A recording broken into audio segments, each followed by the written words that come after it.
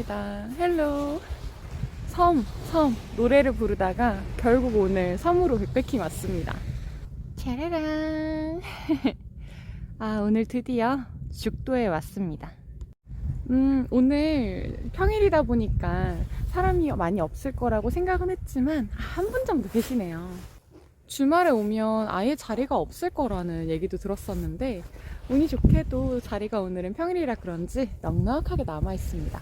저는 죽도는 처음 와보는데 와, 생각보다 섬이 아주 고즈넉하고 조그맣네요.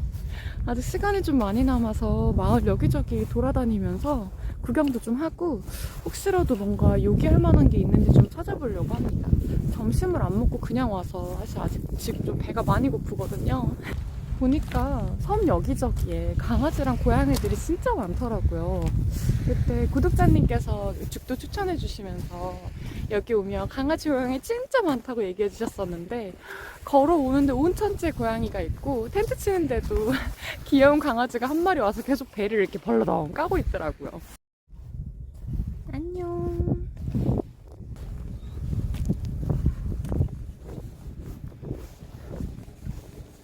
만났어. 앞에 있는 식당에서 생선 손질하니까 이 동네 고양이들이 다 여기 몰려와 있더라고요. 그래도 먹을 듯 아는 데는 어딘지 안다고. 이 섬에 있는 고양이 한 50마리는 모여있는 것 같네요. 오늘 날씨 기가 막힙니다. 조각구름 몇 개 정도만 떠있고 하늘이 엄청 맑아요. 석양 찾아서 여기까지 왔는데 날씨 하나는 기가 막히네요. 조금 아쉬운 게 있다면 오늘 미세먼지가 워낙 심하다 보니까 또 하늘이 좀 뽀얗게 보입니다. 뽀얗게 퍼지는 석양이라도 마찬가지로 예쁘니까요. 그래도 구름에 가려서 보이지 않는 것보다 조금 뿌얘도 석양 보는 것만으로도 저는 너무 행복할 것 같네요. 굉장히 눈이 부셔서 선글라스 끼고 올 거라고 엄청 후회하고 있습니다. 이렇게 하나씩 둘씩 좀 필수로 들고 다녀야 되는 장비에 대한 감을 익혀가고 있는 것 같아요. 백패킹 시작한 지가 하루 이틀도 아닌데 아직도 배워가는 중이네요.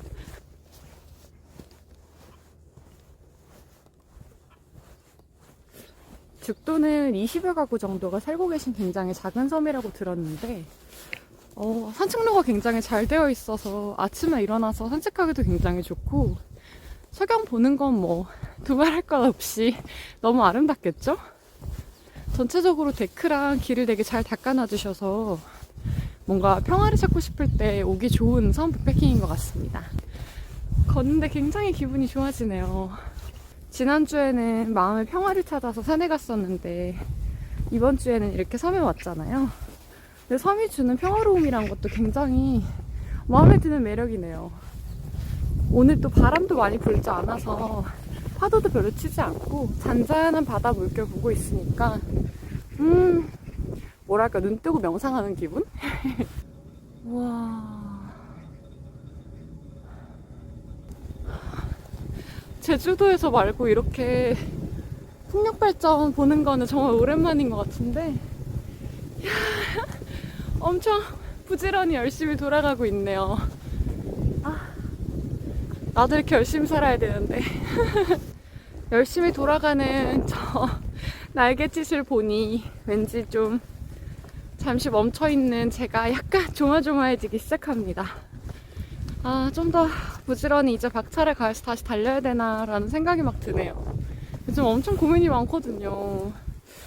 이제 그만 쉴까? 정말 많은 생각이 드는데 글쎄요. 천천히 생각해보렵니다. 이게 워낙 섬이 작고 고즈넉해서 좀 굉장히 낭만적이라는 생각도 들어요.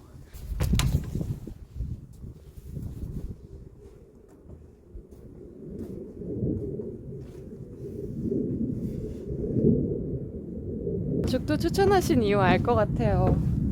여기 이렇게 전망대 올라가지고 작은 죽도를 이렇게 쭉 내려다보는데 뭔가 여기에 제 연고가 하나도 없는데도 마음에 고향이 온 것처럼 굉장히 푸근해집니다. 예전에 제가 한 2박 3일, 3박 4일 정도 이제 배 타고 가는 여행을 한번 간 적이 있어요. 그게 워낙 망망대해로 나가다 보니까 핸드폰이 2G도 아예 터지질 않거든요.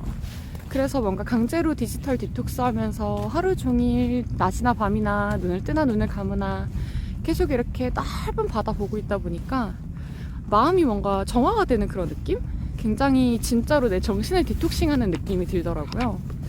다음번에 기회가 된다면 아예 휴대폰 다 끄고 죽도에 와서 백패킹 하면서 좀 마음 명상하고 그러면 굉장히 좋을 것 같네요. 평일에 와서 그런지 아까 보니까 매점도 닫혀 있더라고요. 음식을 아무것도 가지고 오지 말까 하다가 혹시 몰라서 라면을 챙겨왔는데 챙겨오길 잘했네요.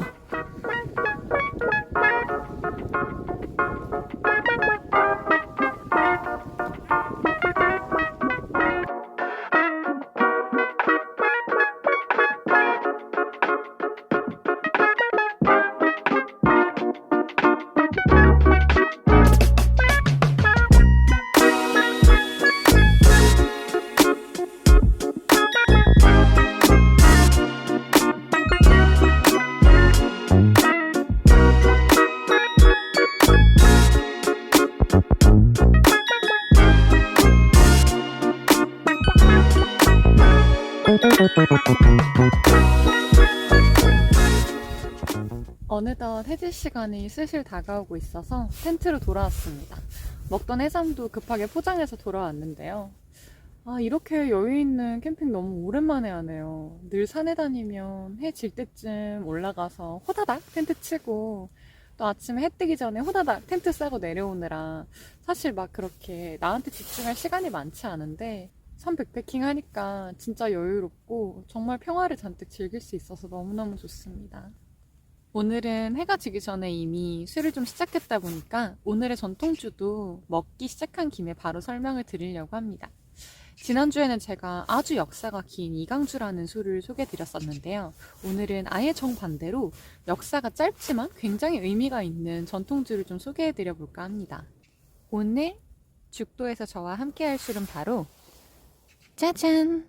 과천 미주입니다. 과천 미주는 보시는 것처럼 굉장히 맑은 막걸리입니다. 스파클링이 전혀 없고 굉장히 부드럽게 넘어가는 막걸리인데요. 고두밥이 아니라 생쌀을 이용했다고 해요.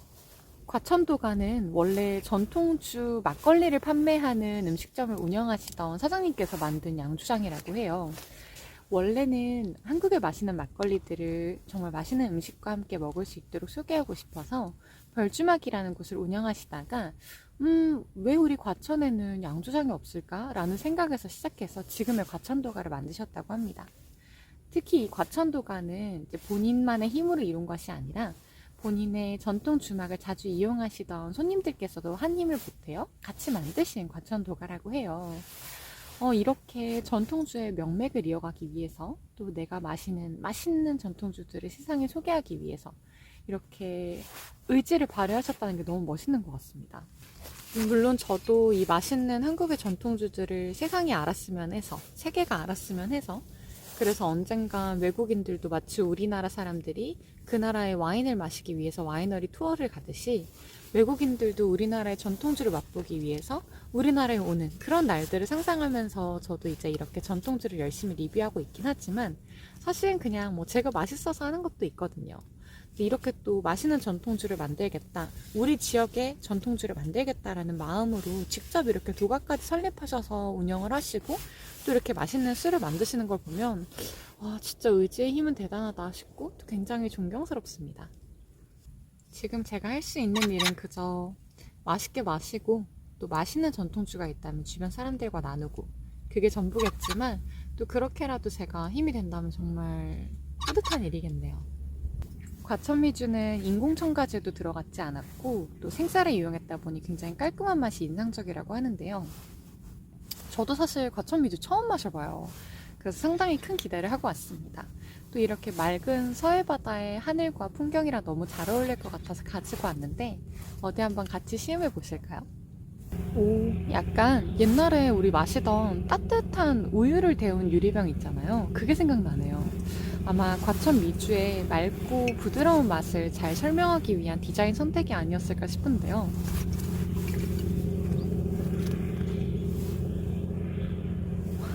제가 막걸리 소개드릴 때는 항상 약간 참외나 앞에 멜론 같은 데서 나는 과실 단맛과 과실 단향이 많이 나는 것들을 항상 설명을 좀 드렸던 것 같아요. 와, 근데 이 과천 미주도 과육의 달콤한 향기가 엄청나게 올라오는 막걸리입니다. 우리 시중에 흔히 파는 편의점 막걸리들 보시면 굉장히 이렇게 농도가 짙고 탁하잖아요. 근데 과천미주는 엄청나게 투명해서 이게 막걸리가 맞나라는 생각이 들 정도입니다. 한번 마셔볼까요? 오늘도 캠핑이 마려운 우리 구독자님들을 위하여 짠!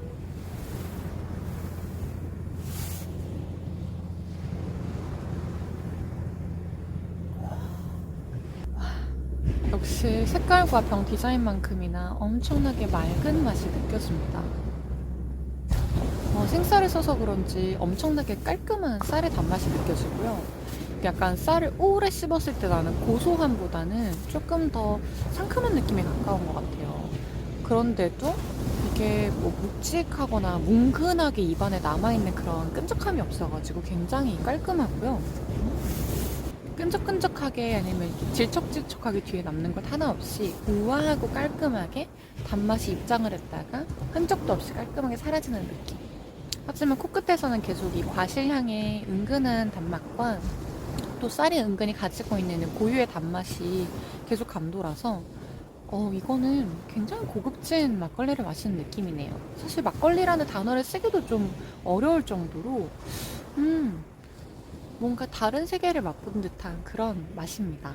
특히 이렇게 멋진 넓은 바다 앞에 앉아서 슬그머니 저 멀리로 지고 있는 태양 바라보며 이렇게 맛있는 막걸리 먹고 있으니까 무슨 말을 해야 될지 모르겠을 정도로 너무 좋네요.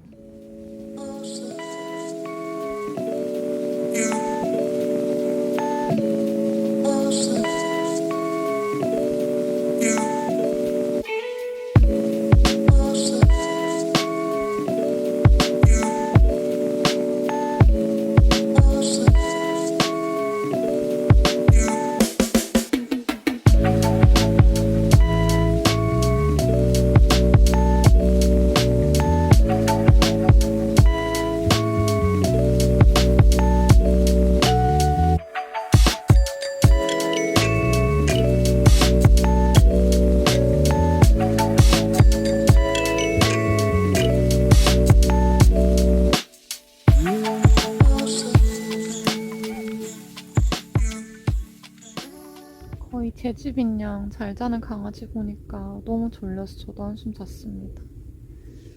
이제 저녁 먹으려고요. 너무 어두워가지고 밤도 찾아왔으니까 저녁 먹고 이제는 밤을 좀 맞아보는 게 좋을 것 같아요. 저녁으로 다행히 비상식량 겸 라면을 가져왔는데 야식으로 먹으려고 했던 거였는데 저녁으로 대신 먹어야 되겠네요. 오늘은 리액터도 가지고 왔어요. 너무 오랜만에 불 쓸 수 있는 캠핑을 와가지고 리액터 쓰는 법도 조금 살짝 까먹었더라고요. 그래서 라이터도 안 가지고 올 뻔했는데 다행히 마지막에 생각나가지고 가지고 왔어요.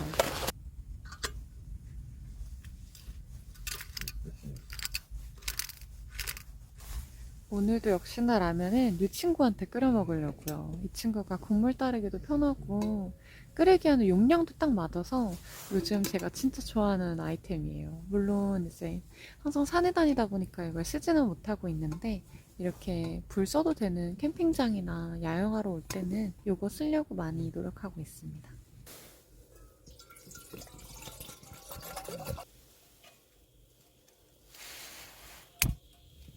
라면이랑 같이 먹으려고 아까 소스랑 과천 미주 남겨놨는데 라면이랑 딱 먹고 자면 금상첨화일 것 같아요. 저는 원래 라면을 잘 안 먹는 편이긴 한데 먹으면 항상 너구리 먹거든요. 너구리가 완전 제 최애 라면이라 가지고 다들 라면 어떤 거 좋아하세요? 각자마다 취향이 엄청나게 다르더라고요. 저는 약간 너구리 오동통한 면이 좋아가지고 너구리 매운맛을 항상 먹어요. 그 너구리도 보니까 이 안에 들어간 다시마 먹는다 안 먹는다 또 파가 많이 갈리더라고요. 저는 무조건 먹거든요. 그래서 듣기로는 우리나라에서 가장 질 좋은 다시마를 넣었다고 제가 알고 있어서 음식 낭비하는 거 아니다 이러면서 항상 챙겨 먹고 있습니다.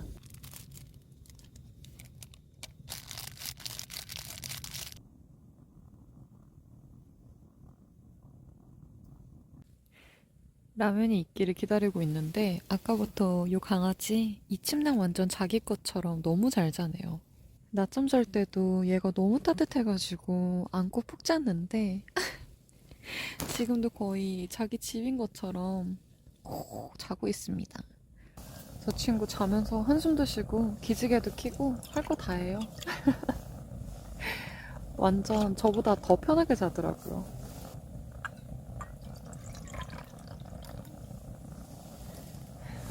라면을 기다리는 동안 또 남아있는 막걸리로 따끈하게 속 데워보겠습니다. 짠!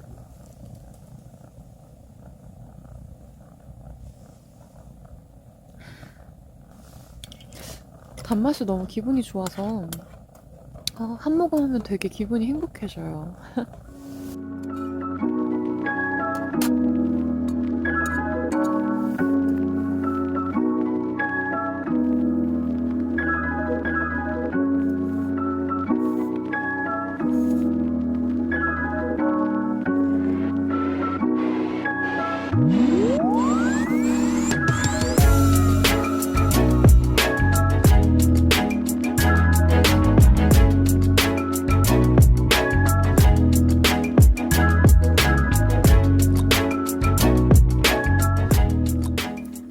저는 원래 꼬들면 반대 이렇게 바다 보고 있다가 아무 생각 없이 이렇게 계속 바다 보고 있다가 라면 다 퍼졌겠다 싶어서 열었더니 조금 퍼진 면이 돼버렸네요.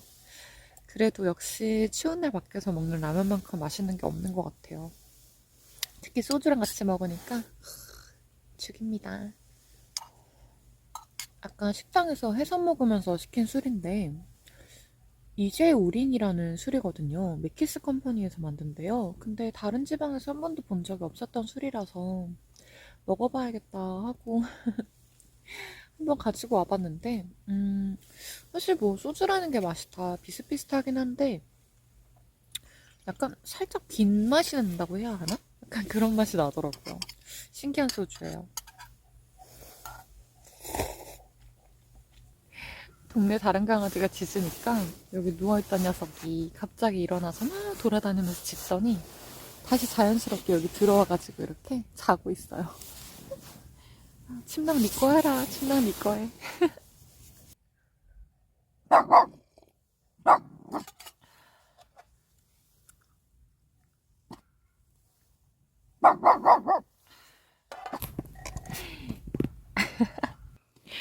화장실 갔다 오는데 이렇게 강아지가 화장실 앞에서 기다려주다가 또 돌아가는 길 이렇게 가이드해주고 있습니다. 이 친구 완전 여기 수호자인가 봐요.